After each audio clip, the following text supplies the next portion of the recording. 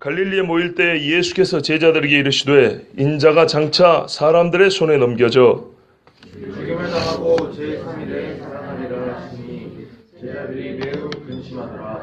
가버나움에 이르니 한 반세겔 받는 자들이 베드로에게 나와 이르되 너희 선생은 반세겔을 내지 아니하느냐.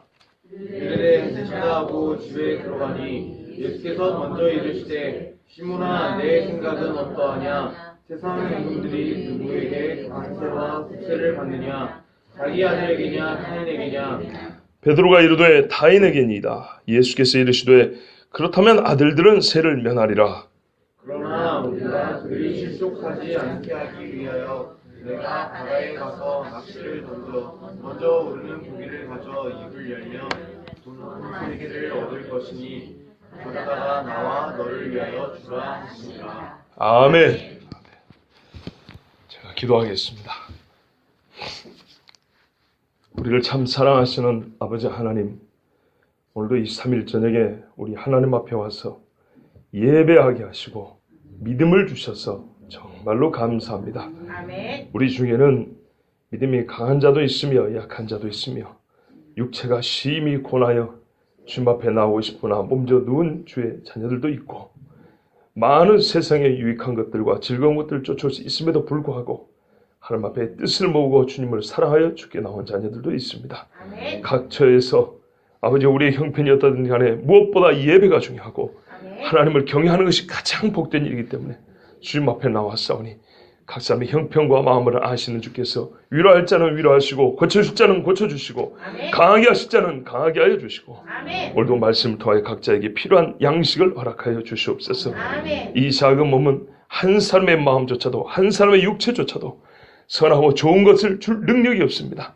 오직 여호와의 말씀을 그대로 전할 뿐이니 하나님께서 우리의 영육을 강건하게 하시며 복되게 하여 주시옵소서. 아멘. 아버지 오병 이와 같이 작은 것을 가져왔으나 주께서 축사하사 먹고 12광지나 남을 수 있는 하나님의 말씀이 되게 하여 주시옵소서. 아멘. 우리 주 예수 그리스도의 이름으로 기도하옵나이다. 아멘. 예수님이 14장 이후부터 보시면 저기 데가볼리하고 두로와 시돈과 가이사라 빌립보까지 16장까지 그리고 17장까지 해가지고 이방 지역 내지는 갈릴리 북쪽 지역을 이렇게 한 바퀴 돌고 오셨습니다. 그 자체로는 뭐랄까요, 예루살렘을 가는 여정에 직접적으로 상관없습니다만 크게 보면 예루살렘으로 가기 전에 먼저 이방 땅 한 바퀴 도시고 그 다음에 갈릴리를 통해서 다시 유대로 내려가십니다. 이 뒤에 가면은 이제 예수께서 유대 땅으로 들어가서 이렇게 나옵니다. 그러니까 예수님께서 가버나움 사역을 시작하셔서 예루살렘까지 가는데 마지막 이 예루살렘 하는 여행에 이방 땅으로 이렇게 한 바퀴 훅 돈 다음에 갈릴리 다시 거쳐서 예루살렘을 가는 길입니다. 다시 지금 갈릴리로 돌아오신 시점입니다. 그래서 갈릴리에 모일 때 예수께서 제자들에게 말씀하셨습니다. 세 번째 이런 겁니다. 예수님의 십자가 예고입니다. 십자가 죽음을 예고하는 겁니다. 인자가 장차 사람들의 손에 넘겨져 죽임을 당하고 제3일에 살아나리라. 여러분 세 번째 이야기 정도 알아먹어야죠. 그런데 오늘 우리가 이 말씀 세 번째 봤기 때문에 인자는 다니엘 7장의 말씀이고 제3일에 살아나리라는 얘기는 우리가 당연히 아는 이야기고요. 이 말씀을 다른 구절에서도 우리가 봤기 때문에 오늘은 두 가지에 집중해 보려고 합니다. 장차 사람들의 손으로 넘겨져 여깁니다. 이 부분은 우리가 크게 신경을 안 쓴 부분입니다. 예수님이 인자로서 죽는다. 그리고 죽고 난 다음에 끝이 아니라 살아난다. 이것은 우리가 다 아는 바고 중요하게 생각하는데 장차 사람들의 손으로 넘겨져 이 부분을 우리가 집중하지 않는 부분입니다. 그래서 오늘 이 부분을 좀 보려고 합니다. 장차라는 말은 앞으로 그런 말이지만 유대인의 어법에서 장차라는 말은 이미 예고된 사건이란 말입니다. 하나님 앞에서 이미 예언된 사건이란 말입니다. 하나님께서 말씀하셔서 그 일이 일어나길 기다리고 있는 일입니다. 예수님이 기다리는 일은 다른 게 아니라 자기의 죽음이에요. 하나님이 말씀하신 것을 나의 죽음이지만 나는 그것을 기다린다입니다. 여러분 일사하고 영화에 이 이야기가 나왔는지 모르겠어요. 그 영화에는 나왔는지 안 나왔는지 모르겠는데 주기철 목사님이 사실은 옥고를 한 4번 치릅니다. 그런데 마지막 투옥되기 전에 세 번째 하고 추록됐을 때 몸이 만신창입니다. 그때 어떤 목사님인데요. 그분이 기독교 서점 같은 거, 서점인가 출판사를 하고 있었어요. 일제시대에. 그런데 그분 앞에 가가지고 그분도 왕년에 고문을 당하고 놓은 경험이 있어요. 그래서 주 목사님이 그랬대요. 이번에 한 번 더 들어가면 죽을 것 같았대요. 그래서 누구 목사야, 우리 같이 끝까지 가자, 이렇게 했대요. 그런데 그 목사님은 그랬대요. 나는 못하겠소, 그랬대요. 그러면서 주기철 목사님이 그 방을 나가면서 하는 이야기가, 그럼 나 혼자 죽어야겠구나, 그러고 나갔대요. 예수님이 자기의 죽음을 아시고 하나님께서 예정하신 죽음이란 걸 아시고 제자들이 이렇게 말씀하셨습니다. 많은 순교자들도 자기의 죽음을 예견합니다. 하나님께서 이번에 나를 사람의 손에 넘기면, 역시 이 손에 넘긴다는 것도 옛날에 느부갓네살 왕이 예루살렘을 다 노략질해 갈 때 하나님 뭐라 하냐면, 여호와께서 그의 성전과 백성을 느부갓네살의 손에 넘기시니라, 이렇게 돼 있어요. 느부갓네살이 힘이 있어서가 아니라 하나님의 것은 절대 하나님의 허락하지 않으면 넘기지 않습니다. 요한계시로 보면 마귀하고 이 적그리스도하고 성도들이 싸우는데 잠시 하나님께서 성도들을 그 손에 넘깁니다. 구원을 이룬 걸 알지만은 환난과 핍박을 당하게 한다고요. 하나님께서 장차 넘긴다. 이것은 예수님의 죽음이 철저하게 하나님의 작정과 예언 안에서 이루어지고 있다는 겁니다. 지금 그때가 되었다, 이런 말입니다. 그걸 예수님은 아시는데 제자들은 몰라요. 예수님의 죽음은 어느 순간 갑자기 정치적인 변고가 일어났거나 사람들의 기분을 무척 상하게 해서 사람들이 돌발적인 사고로 예수님이 죽은 게 아닙니다. 처음부터 하나님께서 예언하시고 작정하셔서 죽으신 사건이고 예수님은 그걸 아시고 지금 때가 되었다고 말하는데 제자들은 뭐하죠? 3번이나 들어도 이해를 못합니다. 3년을 따라다니도 제일 중요한 이야기를 여전히 이해를 못합니다. 제자들이 매우 근심하더라. 왜 죽어야 하는가? 이것이 진짜 문제입니다. 우리 선생님이 왜 죽어야 하는가? 왜라는 질문을 대답하면 누구인가가 대답이 돼야 됩니다. 그래서 예수님이 누구다는 얘기를 먼저 한 다음에 그 다음부터 나는 죽어야 하리라를 3번 연거푸 말씀하셨잖아요. 가이사랴 빌립보에서 사람들이 나를 누구라 하느냐? 너는 나를 누구라 하느냐? 그러고 물어보셨다고요. 그리고 십자가 이야기를 했어요. 변화사를 썼어요. 십자가 죽으면 끝이 아니고 그 다음에 영광, 주님이 다시 오실 영광, 부활할 때 그 영광을 보여주고 내가 십자가에 달려 죽어야 한다. 하늘의 소나기를 예수님에서 예루살렘에서 별세하실 것을 이야기하셨다고 그랬어요. 그러면 이해를 해야죠. 그러나 여전히 몰라요. 3번째 예수님이 또 갈릴리까지 와서 말씀하시는데도 여전히 모릅니다.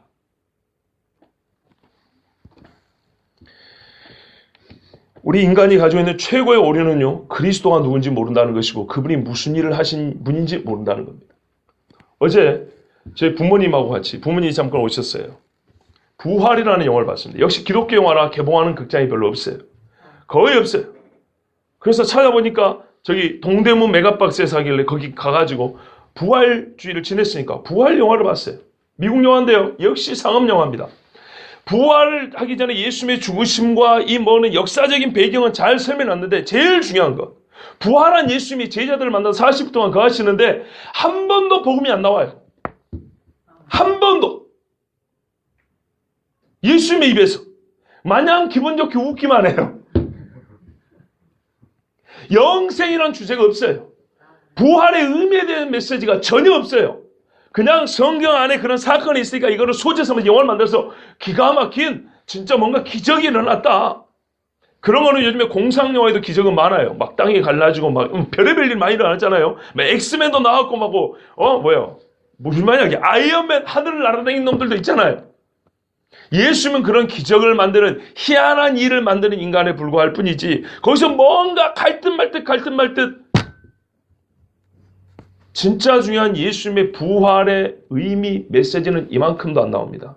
그분이 승천하는데 승천한 의미에 대해서도 거의 안 나옵니다. 승천도 어떻게 하는지 아세요? 성경에는 천사들이 나타나죠. 구름 타고 올라가죠. 아니에요. 햇빛 속으로 들어갑니다. 태양 속으로. 이거 무슨 이교 신화를 본 것 같아요. 어디 후광 있고 말이죠. 태양을 놓고 그 속으로 쑥 들어갑니다. 나는 거기서 아주 이교적 냄새를 많이 맡았어요. 그러면서 그 태양 속으로 들어가니까 갑자기 바람이 확 붑니다. 그리고 끝이에요. 이게 승천이에요. 그래서 상업영화다. 역시 상업영화다.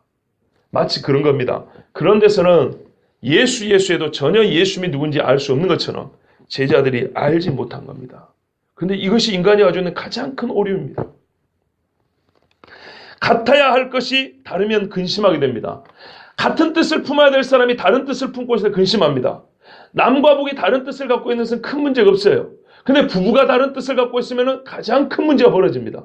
예수님과 제자들이 이때쯤 되면 같은 뜻을 가지고 있어야 됩니다. 예수님이 누구냐에 대하여, 예수님이 무슨 일을 하느냐에 대하여, 그 일의 결과가 무엇이냐에 대하여 이제 예수님과 제자들은 하나 돼요. 왜냐하면 스승과 제자니까요. 그런데 다릅니다. 여기서 골이 생깁니다. 여러분, 한치의 오차도 허용되지 않는 문제에서 차이를 보이면 매우 곤란한 일이 벌어지죠. 그죠? 반도체 만드는데 이만큼의 오차라도 벌어지면 불타버립니다. 그렇지 않습니까? 비행기 만드는데 말이죠. 이만큼의 오차라도 벌어지면요. 그런데요, 진짜 큰 문제는 뭐냐면 물리적인 치수가 아니라 영적 치수가 다르면 큰일 나는 게 아니고 원수가 됩니다. 제자들과 예수님이 십자가 앞에서 원수가 됐지 않았습니까? 베드로가 사단이었잖아요. 그때는. 단순히 무지로 끝나는 것이 아닙니다. 내 백성이 지식이 없으므로 망하는도다. 너희가 예수를 말 때는 본질상 진노의 자식이요, 너희 아비는 마귀라 그랬어요. 물리적 치수가 조금만 어긋나도, 이 중요한 수술할 때는, 뇌 수술할 때 여러분 이만큼만 어긋나도 사람이 살고 죽는 거예요. 그렇죠? 근데 영적 치수가 어긋나면, 그것도 같은 영적인 방향과 치수를 갖고 있어야 되는 사람이 영적 치수가 요만큼 어긋나면, 그 요만큼 어긋난 틈으로 마귀의 더러운 쓴물이 들어오면 원수가 돼버리는 겁니다. 이래 제자들이 갑니다. 같이 예수님을 가버나움에 갑니다. 성경 보면 예수님이 나중에 가버나움으로 이사를 했다고 되어 있습니다. 자, 예수님의 집이기도 하고 베드로의 동네이기도 합니다. 가버나움에서 예수님이 그동안의 사역을 많이 했는데 유독 결정적인 때가 되니까 결정적인 또 하나의 시험거리가 생깁니다. 여러분, 예수님이 처음 공생의 사역을 시작할 전에 어디서 시험 받으셨어요? 광야에서. 아무도 없는 데였어요. 아무도 없는 데였기 때문에 뭘 어떻게 해도 누구도 몰라요. 마귀하고 예수님 자기만 알아요. 그죠? 가버나움은요, 어떤 시험이 있던지 간에 가장 뭐랄까요? 공개적이에요. 예루살렘은 사람이 많지요. 가버나움은 누군지 바로 알아요. 우리 동네니까. 그죠? 제자들의 동네요, 예수님의 동네니까 바로 안단 말이에요. 자, 여기서 사람들이 예수님을 꼬꾸라뜨릴 수가 있어요. 그래서 이 동네까지 쫓아온 인간들이 있었잖아요. 예루살렘에서. 그죠? 바로 예수님의 고향에서부터 엎어뜨려 보려고. 여기에 이제 성전세를 거두는 때가 됐어요. 보통 우리 달력으로 2, 3월에 거둡니다. 그래서 오순절이 되기 전에 예루살렘을 갖고 갑니다. 자, 반세겔 받는 자들, 이 반세겔은 여러 가지 논란이 있지만 출애굽기 30장 11절에서 16절을 보면 각 사람의 속전으로 1인당 반세겔을 내라 그럽니다. 한 세겔이 20개라요. 반세겔을 내는데 20세 이상 내라 그럽니다. 이거는 성전 봉헌을 해서 성막과 성전의 비용으로 쓰겠다는 겁니다. 민수기 3장 44절에서 51절을 보면 또 다른 성전세가 나옵니다. 이거는 5세겔짜리입니다. 구분하시라고 지금 말씀드린 거예요. 이건 뭐냐면 이스라엘 사람의 장자는 애굽에서 원래 다 죽어야 되는데 하나님이 장자를 줄 때 살려주죠. 피값으로. 그 예수님의 피를 모형으로 나타내니까 하나님 자기가 살려준 겁니다. 그래서 장자는 내 것 그랬어요. 그랬더니 장자를 다 나한테 바쳐야 되는데 짐승은 다 나한테 바치면 사람을 바칠 수는 없잖아요. 그래서 레위인으로 대신한다 그랬어요. 근데 레위인의 수가 이스라엘 전체 장자의 수보다 적어요.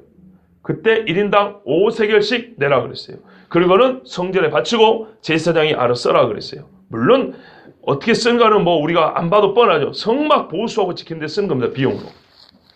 근데 이거하고는 다르지만 기본적으로 이스라엘 사람의 모든 사람이 장자세가 아니고 모든 사람이 내는 속전, 생명세라고 할 수 있는 성전세가 있어요. 이게 반세겔입니다. 자, 요거를 내는데 보십시오. 좋게 내라면 됐는데 베드로한테 가가지고 너의 선생은 반세겔을 내지 아니하느냐? 어조가 어때요? 기분 나쁘죠? 따지는 겁니다. 어쩐가 보자 이 말입니다. 선생이요. 예수님을 부르는 호칭 중에 가장 낮은 겁니다. 그리고 너의 선생. 그렇게 했죠? 예. 그러니까는 딱 이 한마디만 보더라도 이 사람이 지금 예수님을 어떻게 한번 해보려고 올가매려고 그렇게 하는 겁니다. 반세겔은 두 드라크마입니다. 여기서. 타 디드라크마 이렇게 되어 있습니다. 헬라어에 보면 두 드라크마입니다. 근데 당시 시세가 어쩐지 모르지만은 그 전에 몇백 년 전에 그 드라크마의 시세를 보면 한 드라크마로 양 한 마리 산다고 그랬어요. 그러니까 두 드라크마면은 물가가 올랐다 하더라도 양 한 마리는 사고 남을 정도 상당히 큰 돈입니다. 그죠? 1인당 양 한 마리 사고 남을 돈을 내라 이 말이에요. 예수님이 돈이 있을까요? 없을까요? 없지요. 없어요. 또 있다 하더라도 예수님이 그냥 내고 싶지 않은 거예요. 왜냐하면 이 사람이 어떤 의도를 갖고 얘기했기 때문에. 여러분 예수님 하신 일이 참 많지만 성경에서 가장 집중하는 건 예수님이 누구냐에 집중을 하고 있습니다. 복음서에 특별히. 근데 이 사람이 이 질문한 거는 예수님이 누구냐를 말하기에 참 좋은 사건이어서 예수님이 지금 십자가로 갈수록 예수님이 누구냐가 점점 확실해지는데 오늘 그래서 이 사건도 지금 이 자리에 기록이 되어 있는 겁니다. 예수님이 그냥 돈 냈다. 예수님이 율법을 어긴 분이 아니다. 이 정도 얘기하려는 게 아니에요. 너희 선생님 반세를 안 내느냐? 그러니까 안 내면 어떻게 해요? 민수기라든지 출애굽기라든지 하여튼 율법을 어긴다고 고소하려고 그런 거죠. 예. 그래서 베드로가 말합니다. 안 낸다 그러면 큰일 나잖아요. 그렇죠? 괜히 쓸데없이 싸우게 되잖아요. 그래서 내신다! 우리 번역 참 이 번역은 잘해놨어요. 내신다! 그리고 이제 확 돌아서 성질 나가지고 뭐 그런 것도 안 될까봐 그리고 이제 갔어요. 그리고 예수 앞에 갔는데 차마 말을 못 하겠어요. 돈은 없지. 그러나 예수님이 또 하다못해서 세금 걷는 사람들의 말을 따르는 거 그것도 자존심 상하잖아요. 우리 선생님이 말이죠. 그죠? 자기가 베드로 성격에 내가 어디서 돈 있으면 내고 말겠는데 말은 해놨는데 어디 돈은 없고 말이죠. 이래갖고 이제 예수님 앞에 딱 가니까 예수님이 다 알고 계시죠. 예수님이 이렇게 물어봅니다. 이게 이제 핵심이에요. 이 사건에. 그래서 이 말씀을 기록해 놓은 겁니다. 시몬아, 네 생각은 어떠하냐? 세상 임금들이 누구에게 관세와 국세를 받느냐? 자기 아들에게냐 타인에게냐? 여러분 이 말씀의 해석과 설명이 필요합니까? 다 이해되시죠? 예, 그냥 설교를 더 길게 안 해도 되겠죠 이 부분은. 예, 이렇게 이제 질문했어요.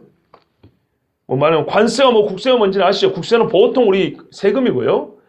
예, 관세는 무역할 때 국경을 넘을 때 내는 세금이죠. 예, 하여튼 이를 세금 내는 거 누가 내냐? 백성이 왕이 낸다는 거예요. 타인에게는 이다 이렇게 말했어요. 그러니까 예수님이 당연한 이야기죠. 그렇다면 아들들은 세를 면하리라. 지금 대통령 세금 냅니까 안 냅니까? 모르시죠? 냅니다. 공무원이니까 냅니다. 예, 정확하게 잘라낼 겁니다 아마. 근데 지금 이거는 왕정시대를 배경입니다. 왕정시대는요 국가와 왕은 일체입니다. 그럴 때 왕은 내 백성 내 나라니까 자기가 세금 낼 필요가 없습니다.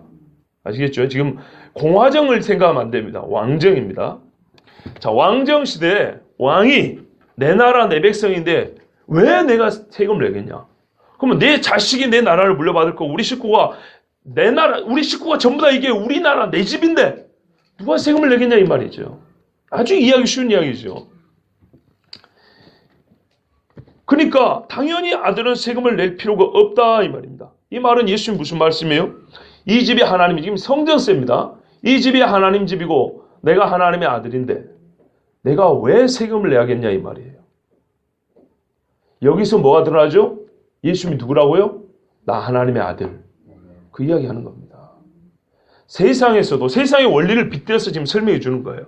지금 왜요? 성전세금 내는 거예요. 로마에 따르는 국세를 내라는 게 아니고 반세기는 성전 율법에 따른 성전세를 내라는 거기 때문에 이 집이 내 집인데 내가 왜 내 집에다 세금을 내겠느냐 이런 말이에요.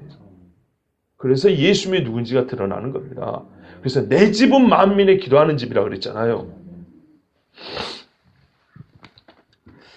그러나 세금을 냈지요. 우리가 그들이 실족하지 않게 하기 위하여 성전세를 냈다 그랬어요. 이 사람들은 예수님이 누군지 아직 모르죠.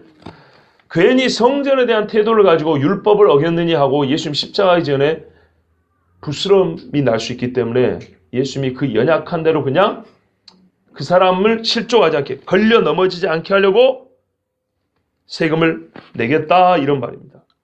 여러분 여기서요 우리는 조금 더 깊은 의미를 좀 찾아야 봐야 됩니다. 히브리서에 5장에 보시면 이런 말씀이 있어요. 우리 한번 함께 찾아볼까요? 5장 8절에서 10절입니다. 자, 예수님이 아들이니까 안 내도 됩니다. 그런데 한 영혼을 실족하지 않게 하기 위해서 낸다 그랬죠. 자, 이 원리를 가지고 히브리서 5장 8절에서 10절을 보십시오.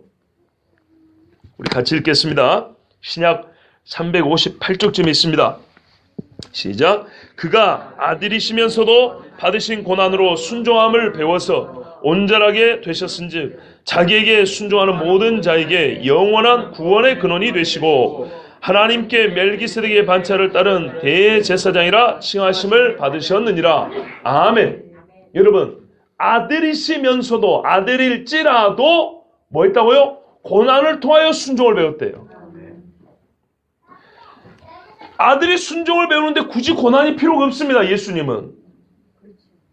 그런데 왜 고난을 통해서 순종을 배웠냐면 우리를 구원하시고 구원받은 자들의 삶의 모범이 되게 하여 이렇게 한 것입니다. 이거는 제가 히브리서 새벽에 강의할 때 자세히 말씀드렸기 때문에 지금은 히브리서 강의 시간이 아니니까 자세히는 말씀 못 드립니다. 원리를 같이 배우자는 거예요. 원리를.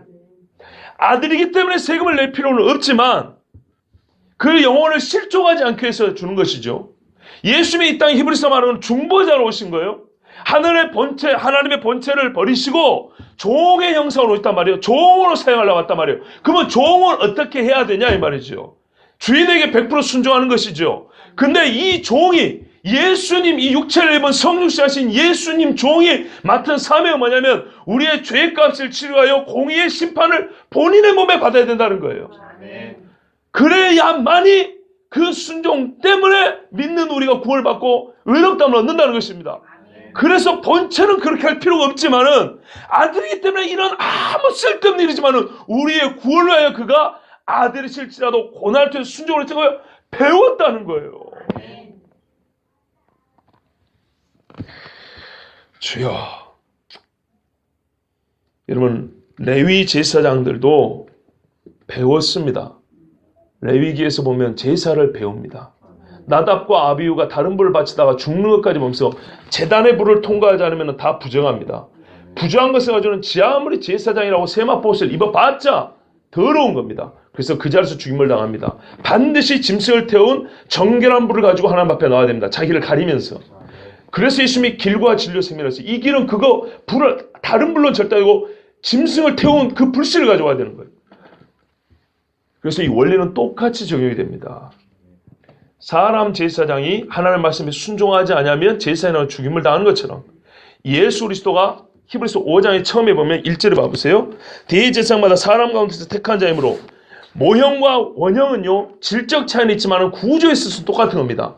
예수님이 제사장이 되려면 어떻게 해야 돼요? 사람이 한다는 겁니다. 그 다음에 봐보세요. 하나님께 속한 일에 사람을 위하여. 누구를 위하여? 사람을 위하여. 본시의 구원은 하나님으로부터 시작된 거예요. 하나님께 속하였고 하나님부터 시작된 건데 우리 인간을 위하여 주신 제도란 말이에요. 그 일을 위하여 사람 중에 제사장을 어떻게 해요? 택한다 그랬어요. 그죠? 하나님이 택한 자라 그랬어요. 그래서 예수님이 원형이고 실체지만은 모형과 실체는 직선으로 대응된다 그랬잖아요. 그래서 아론 인간, 예수님도 인간, 아론도 하나님이 12지파에서 불렀죠. 예수님도 내가 내 아들을 불렀다 그랬어요. 불러 택한 겁니다. 여기도 순종을 배웁니다. 여기도 순종을 배웁니다. 질적으로 차이가 있지만은 구조에 있어서는 똑같아야 되는 겁니다. 원형과 실체는. 그래서 예수님께서도 아론이 모형으로 보여주는데 왜냐하면 여러분 모형으로 봤는데 실체가 와서 어떻게 확인하면 모형하고 구조가 똑같아. 이게 실체구나 아는 거 아니겠습니까? 그러니까 예수님도 순종을 배웠다 이 말입니다. 아론 제사장들처럼 그 레위 제사장들처럼. 그런데 그 순종을 배우는 것, 순종을 배우지 않은 메시아는 메시아가 아니에요. 그 순종을 배우는 메시아가 아론이 모형으로 보여준 실체 메시아인데 그럼 어떻게 순종을 배웠냐 했더니 히브리서는 고난을 통해 순종을 배웠다는 거예요. 고난으로. 레위 제사장도 하나님 앞에 얼마나 훈련을 많이 받았는지 몰라요. 왜요? 사람을 위하여. 오늘 마태복음도 봐보세요. 실족하지 않게 하기 위하여. 그가 나 때문에 걸려 넘어지지 않게 하기 위하여. 예수님이 세례 요한의 죽음을 앞두고 이렇게 말씀했습니다. 사람이 나로 말미암아 실족하지 아니하면 복이 있도다. 이게 진짜 큰 문제입니다. 우리는 가끔 나 때문에 누가 실족한다 그러는데요. 그거는 그리 큰 문제가 아니에요. 솔직히 말해서. 잘하면 밥 한 끼 사주면 화해할 수도 있어요. 근데 예수로 말미암아 실족한 사람은 이거는 답이 없어요. 오늘도 전화를 하나 받았습니다. 참 오랜만에 받은 전화인데요. 자기 주변에 있는 가까이 지내는 분이 이단에 빠졌다는 거예요. 그거 어찌해야 되냐요. 그걸 내가 내려야 할가니 내려야 할가니 우리를 우두룩해 할가니 그 사람이 성격이 뭔지 신앙의 수준이 어느 정도인지 어디에 빠졌는지 어느 정도로 빠져있는지 도대체 알지 못하고 그냥 이단에 빠지면 어떻게 해야 돼요? 그걸 내가 어떻게 하래? 그 다양한 유형을. 근데 기본적으로 하고 이제 몇 마디 얘기를 했어요.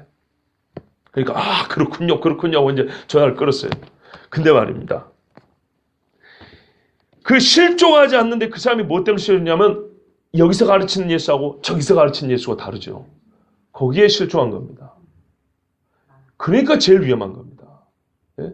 나가 누구 때문에 상처받았어? 그러면 돌아옵니다. 나중에 가서 사과하고 하면. 근데 성경은 분명히 말했어요. 나로 말미암아 실족하지 않는 자는 복이 있다. 거꾸로 말하면 나로 말미암아 예수로 말미암아 잘못된 예수 이해로 말미암아 실족한 자는 끝나는 거예요. 가룟 유다를 봐보세요. 가룟 유다의 기대하고 달랐던 거예요.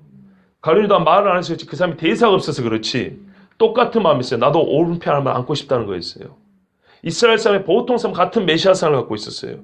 근데 가만 보니까 이 양반이 여기까지 따라왔는데 하는 짓이 영 내 생각하고 다른 거예요. 실망, 당신하고 빠이빠이 이렇게 된 거예요. 예수님 말씀 정확합니다. 누군지 나로 말미암아 실족하지 않기를 바란다. 예수님 말씀하셨어요. 그래서 예수님이 지금 이거 누구에게 말? 예수님한테 지금 한 말이잖아요. 베드로에게 말하면 직접적으로 예수님 앞에 예수님이 베드로가 문제가 아니고 예수가 어떻게 하는가를 보겠다는 거 아닙니까 지금? 그런데 여기서 예수님이 율법을 어기고 성경세 안 바쳐. 근데 뭣도 모르는 인간이란 말이에요. 이 사람은. 율법의 깊은 내용도 몰라요. 한 번이나 읽어봤으면 다행이란 사람이라고. 그런 사람이란 말이에요. 그렇기 때문에 그 사람에게는 혹시 실종할까봐 그 수준에 맞춰서 일단 바칠 필요가 없지만은 주신 거라고요. 우리의 구원을 위하여 예수님이 굳이 고난을 통하여 순종을 안 배워도 되는 아들이지만은 우리를 구속하기 위하여 고난을 통하여 순종을 배운 것처럼 그 사람이 예수 때문에 실족하지 않게 하기 위하고 이 통제를 세금을 내신 겁니다. 아멘. 자, 그런데 내시는데 어떻게 내시는가 한번 봐보세요. 네가 바다에 가서 낚시를 던져 먼저 오르는 고기를 가져 입을 열면 돈 한 세겔을 얻을 것이니 가져다가 나와 너를 위하여 주라 그랬습니다. 여러분 한 세겔 그 따라다니는 여인들이 있었는데 돈 좀 빌리면 안 됐을까요? 너희 선생 그랬죠. 예수님은 뭘 바랄까요? 선생이 주라고 받기를 바라시겠죠. 그죠? 그러니까 예수님께서 일부러 기적을 행하신 겁니다. 일부러. 그런데 예수님은 기적을 남발하지 않죠. 베드로가 여러분 고기 잡는 사람은 맞습니다. 근데 어떻게 고기를 잡았죠? 그물로. 그물은 대량으로 잡는 데 쓰는 겁니다. 근데 지금은 뭐 하라 그랬어요? 낚시로. 아니 맨날 예수님 따르는 낚시가 어디 있어 그거. 어디서 얻어라가 한번 하라 이 말입니다. 왜 낚시로 해라 그랬을까요? 딱 한 마리만 잡으라고요. 가끔 목사들 중에 기적해야 할 능력이 있다고 아주 웃기는 쇼를 하는 사람들이 있어요. 아니에요. 필요한 만큼. 딱 한 마리면 족하니까 한 마리만 잡으라고 낚시라고 하는 거예요. 그죠? 그물에도 한 마리 잡을 수 있어요. 그물 쓸 때는 힘을 쓰지 말라고. 힘을 쓸 때 적당하게 필요한 만큼 쓰라고. 그 지혜가 필요한 겁니다. 하나님은 예수님은 결과도 중요하지만 그 과정을 이런 일을 통해서 자동적으로 가르쳐 주는 겁니다. 베드로에게. 앞으로 사역할 때 이렇게 하라고 말이죠. 그러니까 어느 교회가 마이크 하나 바꾸는데 2년을 썼다는 건 웃기는 이야기죠. 예, 조금 다른 형태의 이야기지만 여러분 정말 효율성이 있어야 되지만 적절해야 돼요. 지혜가 있어야 되고요. 예, 과용하면 안 되고 부족해도 안 됩니다. 딱 한 마리면 족하니까 낚시로 가서 딱 건져라. 쓸데없이 힘도 많이 쓰지 말고 욕심 부리지 말고. 그래서 이제 낚시로 가서 고기 잡으라 그랬어요. 자, 예수님이 능력자라는 게 아니고 자기가 누군지를 가르쳐 주려는 거죠. 그래서 예수님께서 이제 베드로에게 명했습니다. 그래가지고 낚시에서 처음 올린 고기를 보면 입에 돈이 물려 있을 거다 그랬어요. 야, 고기들 중에 돈을 물고 다니는 고기가 있습니까? 이거는 기적이죠. 고기들의 습성 중에 갈치 같은 거 삼키죠. 옛날에 갈치 먹다가 보면은 사람 반지가 들어있는 경우 있습니다. 횡재했다 그러는데 그 갈치가 뭐 먹은 거예요? 사람 손가락 먹은 거예요. 바다에 빠진 사람들. 갈치 때 무지막지합니다. 잘 모르시죠, 그런 거. 예. 그래도 갈치는 맛있죠.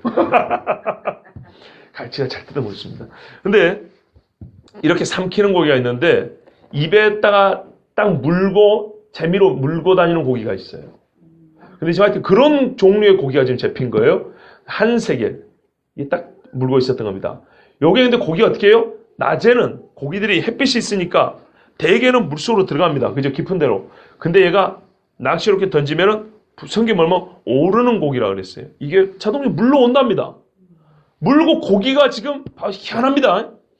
돈을 물고 있는데 이거를 뱉고 이끼를 무는 게 아니고 미끼를 무는 게 아니고 돈을 문 채로 미끼를 또 물었다는 거예요. 무지하게 희한한 현상이죠. 이해가 되시죠? 그물로 잡았으면 돈을 물고 있는 거니까 몸을 이렇게 훅 잡아보면 되잖아요. 근데 낚시니까 입으로 물어야 된단 말이에요. 그럼 입에 있는 거 빠지게 됐는데 빠지지 않고 돈을 문채로 미끼를 또 물었다는 얘기니까 이거는 기적이 아니고 설명이 안 되죠. 그것도 첫 번에 단방에, 그것도 대낮에. 자, 요래가지고 이제 돈을 가져다 주라 했습니다.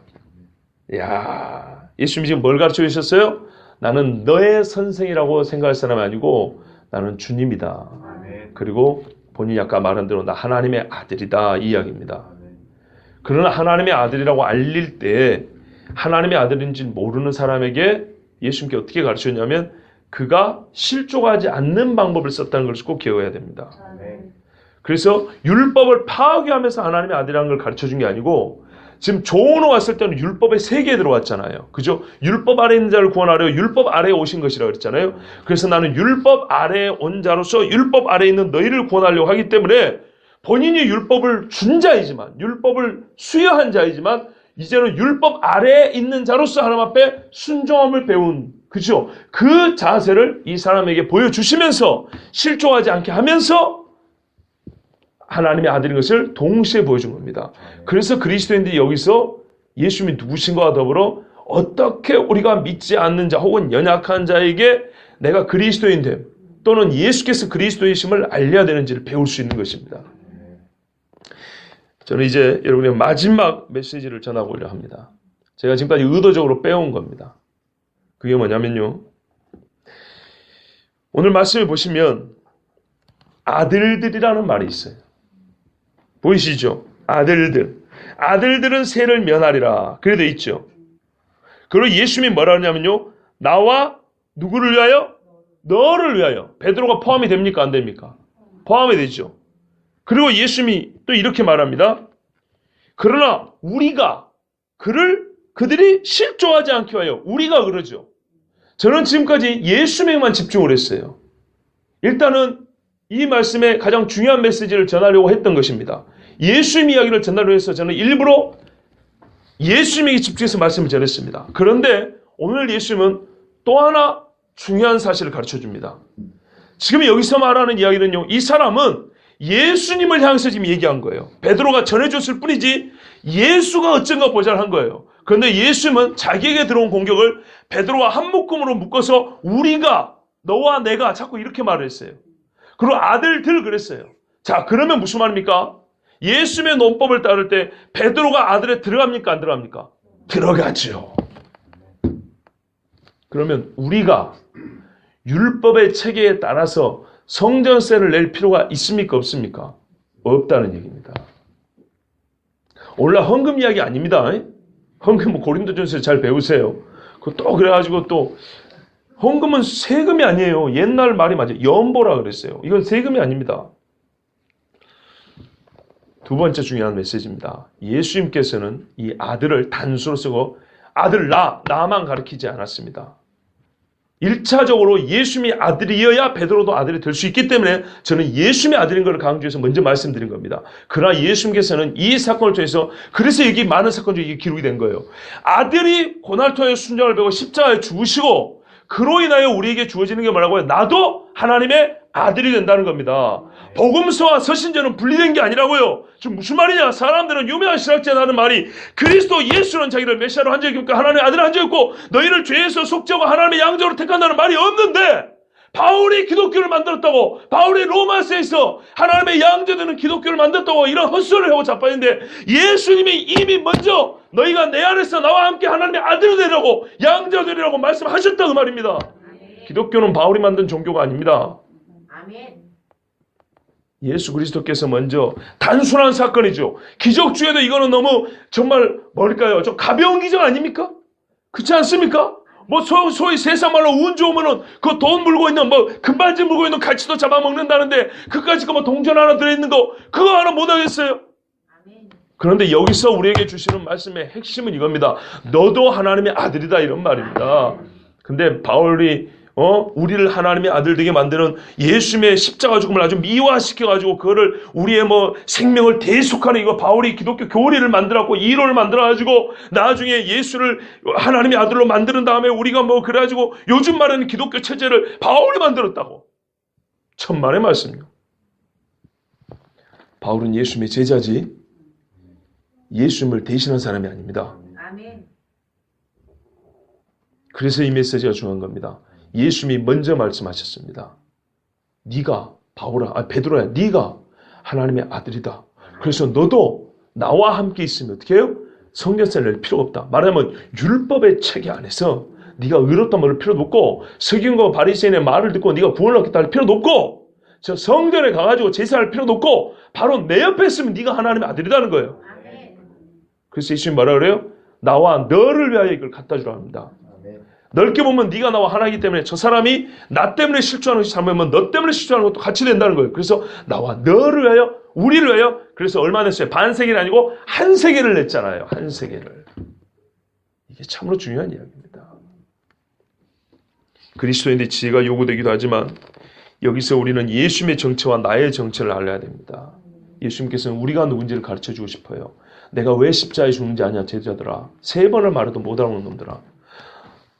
지금 이 세금 사건을 통해서 네가 바로 하나님의 아들이 되게 하려고 예수님이 이미 지금 이거를 기정사실하고 지금 말씀하고 있잖아요. 예수님과 함께 있는 베드로니까 그죠? 그런데 너희가 아직까지 이걸 못 깨닫니 얼마나 깝깝하냐 이 말이죠. 그래서 영적인 불일치는 원수가 되게 한다니까요. 이렇게 중요한 거를 깨닫지 못하면 그리고 여기서 할 수 있는 것은 또 하나는 뭡니까? 예수님이 이거를 가르쳐 주시되 저 연약한 자를 실족하지 않게 하는 방법으로. 자, 이제 예수님은 성령으로 함께 하십니다. 육체로 보이는 것은 우리밖에 없습니다. 세상 사람들은요, 보이는 육체를 가지고 계산을 하고 따지고 결론을 내립니다. 즉 우리를 보고 결론을 내립니다. 우리가 어떻게 살아야 될까요? 예수님처럼 하면 되죠. 이 예수님처럼 사는 걸 가장 잘 배운 사람이 바울입니다. 바울이 고린도전서 8장 이렇게 말합니다. 내가 모든 사람에서 자유로우나 예수님도 자유롭죠. 지금 아들이잖아요. 이 성전세에서 자유롭습니다. 베드로도 그렇습니다. 스스로 모든 사람에게 종이 된 것은 예수님이 때문에 우리 종으로 오셨죠. 하나님의 종으로 오셨죠.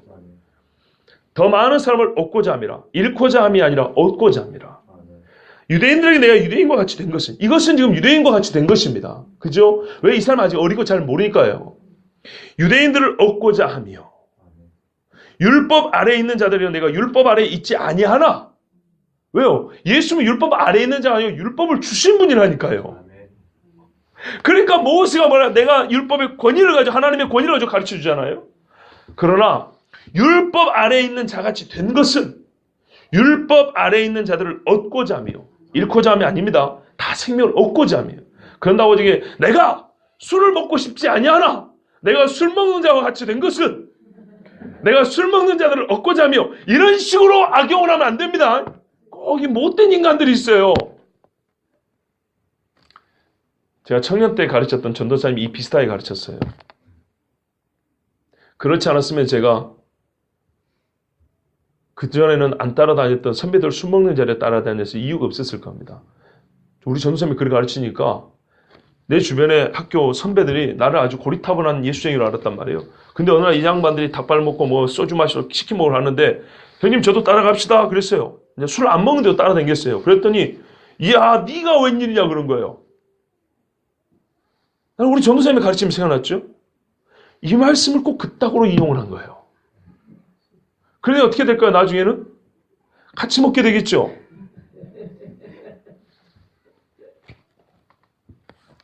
오늘 새벽에 나실인 이야기를 했습니다. 성경을 보니까 나실은 포도주나 독주를 먹지 말 뿐만 아니라 그 씨와 껍질도 먹지 말라 그랬어요. 데살로니가전서 5장 21절 22절에 범사에 하려 좋은 것을 취하고, 이건 적극적이고요. 좀 소극적 차원에서는 악은 어떤 모양으로 버리라. 이 두 가지 같이 하는 겁니다. 더러운 걸 버리고 거룩한 것을 취하고 같이 가는 겁니다. 그래서 씨도 먹지 마라 그런 것입니다. 그렇게 이용하면 안 됩니다. 이렇게 쓰는 거예요.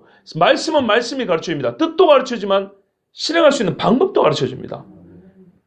예수님처럼 이렇게 하라고 준 것이지, 같이 성전에 가가지고 막 짐승제사, 예수님이 짐승제사는 한 번도 안 했어요. 그죠? 왜냐하면 자기가 어린 양이니까. 본질을 훼손하는 건 절대로 하지 않습니다. 그런데 우리는 본질을 훼손하면서까지 지가 하고 싶으니까 내가 술 먹는 자를 얻기 위해서 가는 거라고. 천만의 말씀에 그 사람은 나보고 절대 안 믿습니다. 오래 욕을 얻어 먹더라도 안 먹고 앉아있으면 나중에 그가 돌아올 때 나를 생각이 됩니다. 같이 먹는 놈한테는 얘기 안 해요. 자, 다시 보겠습니다. 율법 아래 있지 아니하나 율법 아래 있는 자같이 된 것은 율법 아래 있는 자들을 얻고자 하며, 율법 없는 자이나 내가 하나님께 율법 없는 자가 아니요 도리어 그리스도 율법 아래 있는 자이나 율법 없는 자같이 된 것은 율법 없는 자들을 얻고자 함이라. 약한 자들이 내가 약한 자와 같이 된 것은 약한 자들을 얻고자 하며, 내가 여러 사람의 여러 모습이 된 것은 아무쪼록 몇 사람이라도 구원하고자 함이니, 내가 복음을 위하여 모든 것을 행하며 복음에 참여하고자 함이라. 이를 필요한데 복음에 참여하고 사람들을 얻기 위하여. 그래서 바울이 많이 포기했다는 겁니다. 예수님도 마찬가지입니다. 아들됨의 권리가 있지만은 그가 죽으시고 부활할 때까지 아들됨의 권리를 포기한 것은 각 사람을 얻고자 합니다. 율법 아래 있는 자는 율법 아래 있는 자로 얻고자 함이고, 율법 밖에 있는 자도 율법 밖에 있었지만 그 하나님의 백성으로 얻고자 하기 위하여 예수님이 그리 하신 것입니다. 그래서 미국의 그랜트 오스본이라는 신학자가 있어요. 이분은 좋은 사람이에요. 뭐라냐면 모든 결정은 복음을 향상시키는 방법으로 이루어지며 복음을 위하여, 그리고 그리스도의 대사들은 복음을 위하여 자신의 권리를 포기해야 한다 그랬어요. 이 본문을 통해서 깨달은 메시지입니다. 이것이 세 번째 메시지입니다. 예수님 누구냐? 내가 누구냐? 이제 예수님이 육체로 거하지 않는데 육체로 남아있는 우리가 그리스도의 대사로 그리스도의 복음을 전할 때 어떤 지혜와 어떤 방식으로 해야 할 것이냐, 그리스도를 전할 것이 할 때 바로 이와 같이 해야 된다는 것입니다. 여러분, 오늘 말씀의 주제가 그렇지 않습니까? 아들이지만 공세를 내신 제가 독생자 예수라고 그랬습니다. 아들도 그러나 그냥 아들이 아니에요. 독생자 예수가 전혀 바칠 필요가 없는데 적게는 제자들을 역시 하나님의 아들 되게 하시려고, 넓게는 지금 잘은 모르지만 저 율법 안에 있는 자들도 하나님의 아들 되게 하시려고 예수님께서 고난으로 순종을 배운 것처럼 자기의 권리를 잠시 포기함으로써 연약한 자에게 실족하지 않게 하시며 자기가 하나님의 아들됨을 전하셨습니다. 이분이 바로 우리 예수님이고요. 이 메시지에서 우리는 바울의 기독교가 아니라 예수 그리스도를 믿는 그리스도교의 신자인 것을, 바로 예수님이 우리에게 명하신 그대로 믿고 있다는 것을 배우게 됩니다. 그리고 이 말씀을 살아가면서 어떻게 우리가 그리스도를 위하여, 복음을 위하여, 영혼을 위하여 포기해야 될 것인지, 참으로 그리스도의 제자가 어찌해야 될 것인지를 배우게 되었습니다. 여러분, 예수님이 하나님의 아들이십니다. 우리도 하나님의 아들입니다. 그리고 예수 그리스도가 가르쳐주신 대로 때로는 우리가 영혼을 얻기 위하여, 그를 실족하지 않기 위하여 우리가 마땅히 누릴 수 있는 것이지만 포기할 수 있어야 합니다. 괜히 술 먹는 자 따라다니고 그러지 마시고, 욕을 얻어먹더라도 우리가 포기하면서까지 사람들을 주께로 인도하는 복된 하나님의 자녀들 되길 바랍니다.